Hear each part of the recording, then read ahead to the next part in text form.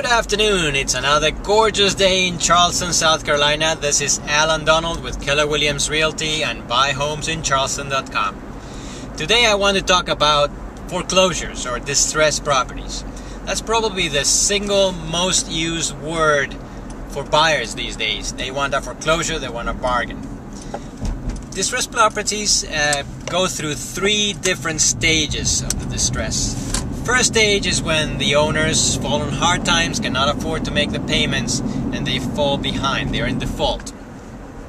During that period of time, which can take months, the owners can sell the property at a market price, even if they're underwater, and try to negotiate a short sale with the lender.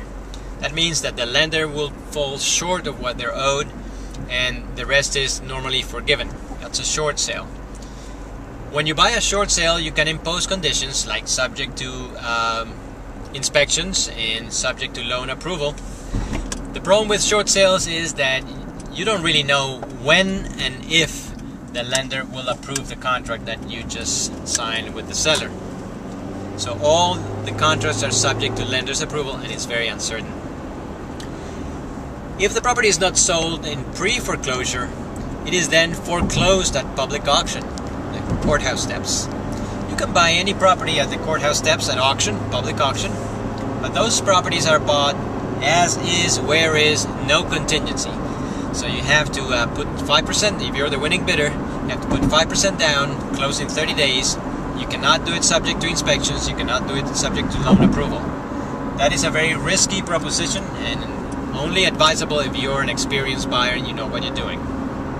After the auction, normally the lender is the one who buys back the property for whatever they're owed and puts it back on the market as part of their portfolio, what we call lender-owned properties or REOs. They normally place it on the market at a very aggressive price because they want to dispose of them as fast as possible.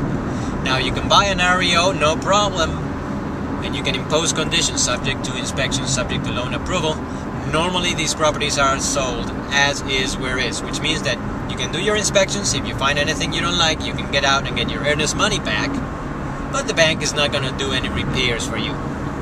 There are some exceptions to that, like structural leaks or termites, that you can negotiate with the bank because normally their lender impose repairs for the buyer to be able to buy the property. So as you see, distressed properties go through three different stages, and there's different advantages and disadvantages of each stage.